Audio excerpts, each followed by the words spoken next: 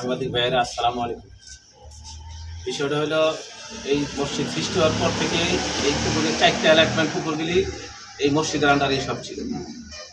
দুর্ভাগ্য কারণে সাবেক সভাপতি সাহেব মারা গেছে, পরবর্তীতে আরেক সভাপতি সাহেব সে অসুস্থ, পরবর্তীতে আমি এ পর্যন্ত আছি এবং এলাকাবাসী ভাইয়ের সহযোগিতায় এই পর্যন্ত এই পুকুরগুলি আমার আন্ডারেই আমি সর্বদিকে সহযোগিতা করিয়া সবার এই পুকুরটি খাজনা দিয়া এবং পুকুরটি এই মসজিদের জন্যই রাখছি, সচ্ছল রাখছি ইনশাল্লাহ।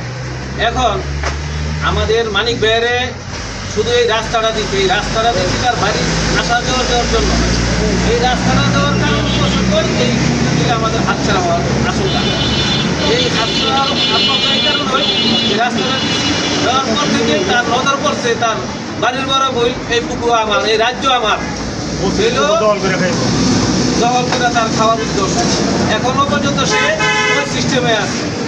তারপরে হয়তো মাঝখান দিয়া খাজনা ধরেন 25 বছর দিয়ে যায়, এর ভিতর থেকে সে এক দফা রিক্স নিয়ে একটা খাজনার একটা কপি দেখায় আমাদেরকে মাধ্যমে বসছে মুরব্বীরা বৈশা, সাবেক সভাপতি এরা বৈশা দিচ্ছি যে ঠিক আছে মসজিদের 3 ভাগের মসজিদে বানা থাকবো, 1 ভাগ মসজিদের আন্ডারা থাকবো, এই সিস্টেমে চলছে। দেখায় ওইভাবে নিচে নিয়ে নিজে ওই 10 বছর পরে আমাকে একটা মামলা দিয়া এই মসজিদের এই পুকুরটা সে বক্ষণ করে এই খাইছি।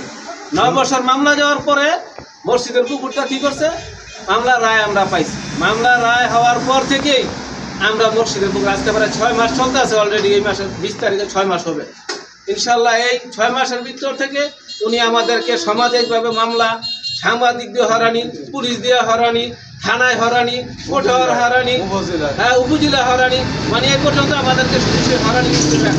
তাই আমরা এখানে প্রতিবাদ জানাচ্ছি এলাকাবাসীর পক্ষ থেকে ইনশাল্লাহ। হ্যাঁ, এখন বর্তমান ইব্রাহিমকে আমরা পুকুরটা ইজারা দিয়েছি 3 বছরের জন্য। ইনশাআল্লাহ তারা মাছ চাষ করে এটা চাষ করতেছে মসজিদের আয়ের জন্যই এটা আমরা করছি, এইভাবেই চলতেছে।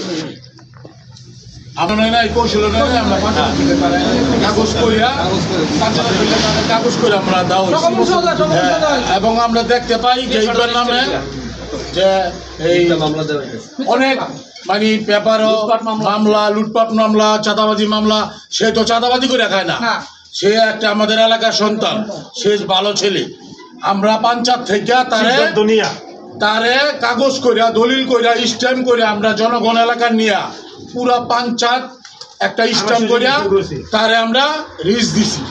সে আমাদের কাছ থেকে রিস্ক দিছে এবং এটা এখন জানতাছি পেপার পত্রিকায় তার নামে বদনামি, শুধু খামাখা এই তার ছেলেটার নামে বদনামি। আর মানিক আবার একটা ঝগড়া সৃষ্টি করার জন্য কোন একটা বন্দার ছেলেরে এই ইজারা দিছে। মানিক তো মালিক হই না, ইজারা দেয় কেমনে?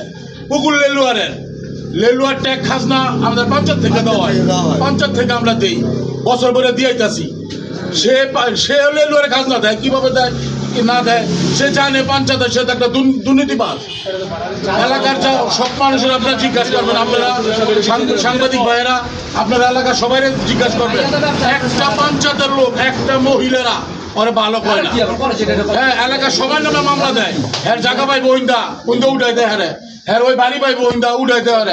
আপনারা যাচাই করেন, আপনারা গ্যারাম করে হাঁটেন, হাইটটা 2-4 মহিলারা গিয়া জিগান, 2-4-50 জন মহিলারা জিজ্ঞাসা করবেন যে সে ভালো না খারাপ।